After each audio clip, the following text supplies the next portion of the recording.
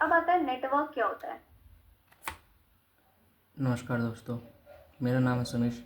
मैं BTech 6 same में study कर रहा हूँ। मेरी सेम टेंटेटिव डेट आ चुकी है 5 जून से। मैं स्टडी कर रहा हूँ, प्रिपरेशन कर रहा हूँ सेमेस्टर 6 सेमेस्टर एग्ज़ाम के लिए। मेरे साथ आप भी प्रिपरेशन कीजिए और अपने पेपर को आसान कीजिए।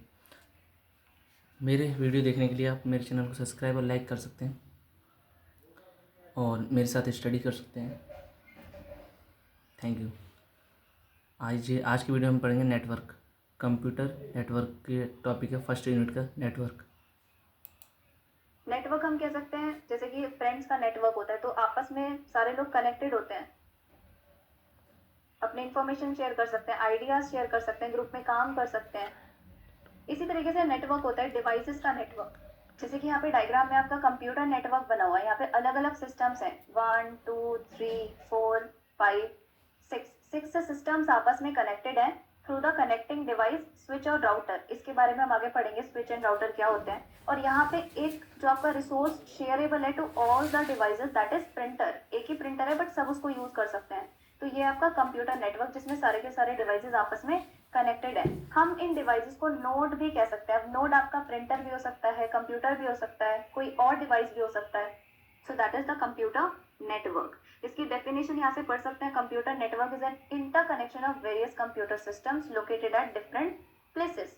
Two or more computers are linked together with a medium and data communication devices for the purpose of communicating data and sharing the resources. तो यहाँ पे डेटा रिसोर्स शेयर किया जा सकता है। Next is uses of computer network. Obviously computer network के बिना तो कुछ भी नहीं है। अगर हम अपनी ही बात करें एज अ मोबाइल यूजर, तो हमें इंटरनेट चाहिए all the time in the phone, otherwise हम कुछ भी काम नहीं कर पाएंगे। तो देखते हैं कि क्या इंपॉर्टेंस है कंप्यूटर नेटवर्क की। तो पहला आता है बिजनेस एप्लीकेशन में। बिजनेस की अगर बात करें तो किसी भी बिजनेस को अच्छा रन करने के लिए कस्टमर्स की जरूरत पड़ती है। अगर कस्टमर्स ज्यादा होंगे तो बिजनेस अच्छा रन करेगा। तो बिजनेस एप्लीकेशंस क्या करती हैं, कस्टमर्स का नेटवर्क बनाती हैं यूजिंग सोशल मीडिया। तो सोशल मीडिया भी किस तरीके से कनेक्ट करेगा बिजनेस को, कस्टमर्स को बिजनेस से कैसे कनेक्ट कर पाएंगे, थ्रू कंप्यूटर नेटवर्क। तो यहाँ पर बिजनेस एप्लीकेशन में computer network plays an important role. Second is corporate network. Corporate network यानी कि एम्प्लॉयज का नेटवर्क। एम्प्लॉयज का भी जो नेटवर्क है वो भी एक इंपॉर्टेंट रोल प्ले करता है। जैसे कि अगर हम बात करें एक्सेल शीट की, तो एक्सेल शीट पे एट द सेम टाइम बहुत सारे लोग काम कर सकते हैं, बहुत सारे एम्प्लॉयज काम कर सकते हैं। तो वहां पे भी computer network plays an important role, यानी कि एम्प्लॉयज आपस में कम्युनिकेट कर सकते हैं, कोलैबोरेट कर सकते हैं, they can share the resource as well. Third is cloud network. Cloud network का अगर एग्जाम्पल लें, जैसे कि आपका हो गया गूगल डॉक, तो गूगल डॉक में भी सेम फंक्शनैलिटी होती है कि आप लिंक शेयर कर दो and eight the same time बहुत सारे लोग काम कर सकते हैं।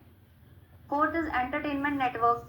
एंटरटेनमेंट नेटवर्क मीन सपोज कोई नया म्यूजिक आया तो वहाँ पे स्पॉटिफाई पर उसको डाला जाएगा, या फिर कोई नई मूवी आई तो उसको नेटफ्लिक्स पे डाला जाएगा। तो यहाँ पे स्पॉटिफाई हो गया, नेटफ्लिक्स हो गया, इनको यूज किया जाता है to expand the network, entertainment network. तो यहाँ पे भी computer network plays an important role. Fifth is mobile user. जैसे कि मैंने आपको बिगनिंग में बताया कि हम एज अ मोबाइल यूजर हमें ऑल द टाइम इंटरनेट चाहिए अपने फोन में, या वाईफाई चाहिए जिससे कि हम सारे काम कर सकें। हर चीज के लिए we need internet. Sixth is social issues. अगर आपका कोई सोशल इशू अगर आप रेज करना चाहते हो तो वहां पे भी आप कंप्यूटर नेटवर्क का यूज कर सकते हो, सोशल मीडिया प्लेटफॉर्म का यूज कर सकते हो। जिन जिन लोगों का इंटरेस्ट होगा आपके सेम इशू में, वो लोग कनेक्ट हो सकते हैं आपस में।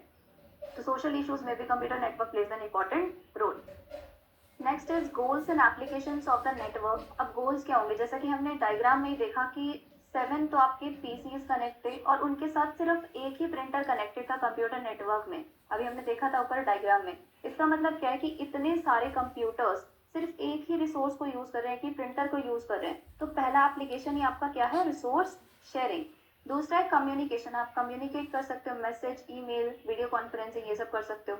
Third is data sharing. You can share the data, information, cloud-based collaboration tool like Google Docs and Excel sheets you can use.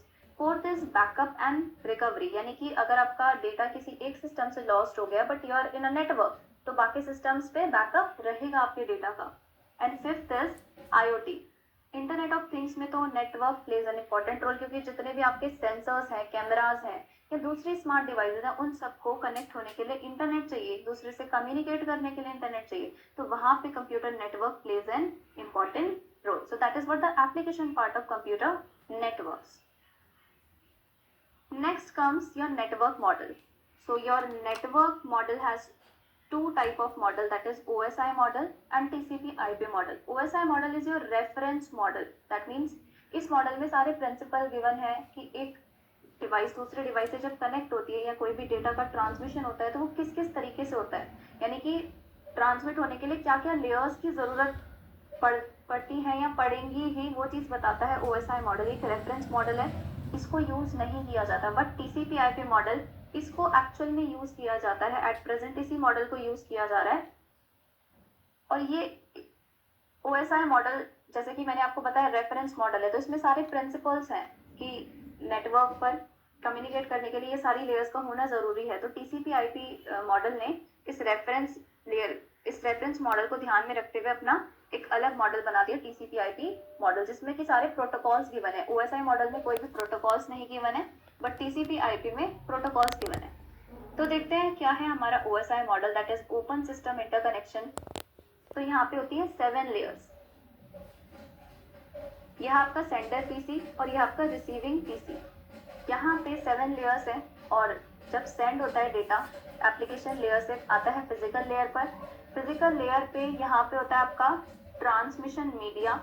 उसके बाद आपका जो डेटा रिसीव होता है रिसीवर पे, वो physical layer to application layer travel करता है. तो आपकी जो पहली लेयर है, जो बॉटम मोस्ट लेयर है, that is the physical layer. Second is data link, third is network, fourth is transport, fifth is session, sixth is presentation and seventh is the application layer. इन हर एक layer के बारे में हम पढ़ेंगे detailing में, और आपको हर एक लेयर के फंक्शन के बारे में पता होना चाहिए. So first is your physical layer. Physical layer जो है वो बिट्स पे काम करती है. यहाँ पे जो डेटा का ट्रांसमिशन है, रिसीविंग है, वो सब बिट्स की फॉर्म में होता है. बॉटम मोस्ट लेयर है, ये आपको एक फिजिकल इंटरफेस प्रोवाइड करती है. किस किस के बीच में? आपका ट्रांसमिशन मीडिया हो गया, और आपके जो कनेक्टेड डिवाइसेस हैं उनके बीच में फिजिकल इंटरफेस का फिजिकल इंटरफेस प्रोवाइड करती है. अब इसके फंक्शंस क्या क्या हैं? फंक्शंस है इसके बिट सिंक्रोनाइजेशन, यानी कि सेंडर टू रिसीवर बिट्स जो है वो सिंक्रोनाइज्ड होने चाहिए. इसका क्या मतलब है कि सपोज सेंडर ने कोई डेटा सेंड किया और उस डेटा में नॉइज आ गई, तो डेटा थोड़ा बहुत चेंज हो गया, तो जो रिसीवर की क्लॉक है वो सिंक्रोनाइज्ड होनी चाहिए. ठीक है, जो रिसीवर की क्लॉक है और सेंडर की क्लॉक है वो सिंक्रोनाइज्ड हो, यानी कि यहाँ पे अगर नॉइज भी आ गई है डेटा में, तो भी रिसीवर के एंड पे जो डेटा है वो करेक्टली इंटरप्रेट हो. तो ये कब होगा? अगर आपका डेटा सिंक्रोनाइज्ड होगा. सेकेंड इज बिट रेट, की किस रेट पर बिट का ट्रांसमिशन करना है, वो भी फिजिकल लेयर का फंक्शन होता है. थर्ड इज फिजिकल टोपोलॉजीज को स्पेसिफाई करना. टोपोलॉजी का मतलब होता है कि किस तरीके से आपके डिवाइसेस कनेक्टेड है, डिवाइसेस का किस तरीके से कनेक्शन है.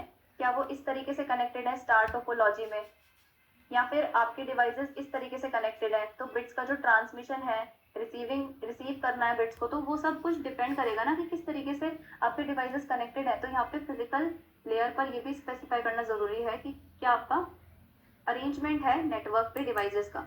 Next is transmission mode. 3 type के ट्रांसमिशन मोड्स होते हैं आपके, simplex, half duplex and full duplex. Simplex में अगर A टू B डेटा का ट्रांसफर हो रहा है, तो A हमेशा एज अ सेंडर ही काम करेगा और B हमेशा एज अ रिसीवर ही काम करेगा. ये रिवर्स नहीं हो सकती कभी भी डायरेक्शन, एक ही डायरेक्शन में होगा डेटा का ट्रांसफर.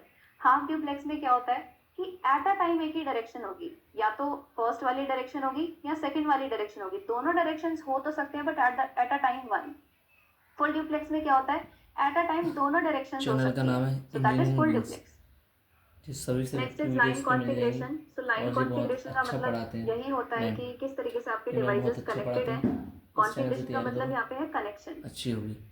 सो ये सारे फंक्शंस थे हमारे फिजिकल लेयर के. Second layer is your data link layer. This is the second layer.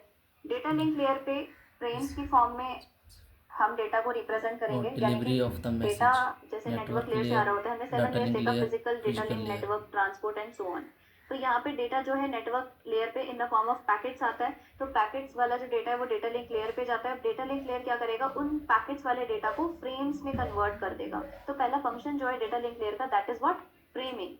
तो फ्रेमिंग का फंक्शन होता है, यानी कि जो भी डेटा पैकेट्स की फॉर्म में आया उसको फ्रेम्स में कन्वर्ट करने का काम करता है data link layer. Second is physical addressing, यानी कि जो आपका फ्रेम होता है, ये आपका फ्रेम है, इस फ्रेम में एक पार्ट होता है आपका हेडर, एक पार्ट होता है आपका पेलोड और एक पार्ट होता है ट्रेलर। तो ये जो आपका हेडर पार्ट होता है इसमें आपका फिजिकल एड्रेस दिया जाता है सेंडर का या फिर रिसीवर का। हर एक हेडर के फ्रेम, जो भी हर एक फ्रेम होता है उसके हेडर में फिजिकल एड्रेस दिया जाता है। फिजिकल एड्रेस को हम मैक एड्रेस भी कहते हैं। अब इसका मतलब क्या होता है, आपके डिवाइस का एक फिजिकल एड्रेस होता है जो हार्डवेयर, जिसको हम हार्डवेयर एड्रेस भी कहते हैं, जो at the time of manufacturing दिया जाता है, जिससे कि आपका जो डिवाइस है वो on the network uniquely identify हो पाए। तो ये होता है आपका फिजिकल एड्रेस, ये 48 बिट्स का होता है। Next is error control. अब सपोज आपने कोई डेटा ट्रांसमिट, ये होना था सेंडर साइड से और ये रिसीवर साइड पे ये ट्रांसमिट हुआ, तो एक बिट में चेंज आ गया ना, तो इस बिट यहाँ पे जो चेंज है, ये क्या, ये चेंज एक एरर है। तो इस एरर को डिटेक्ट करने के लिए भी हमारे पास कुछ मैकेनिज्म होते हैं इन डेटा लिंक लेयर।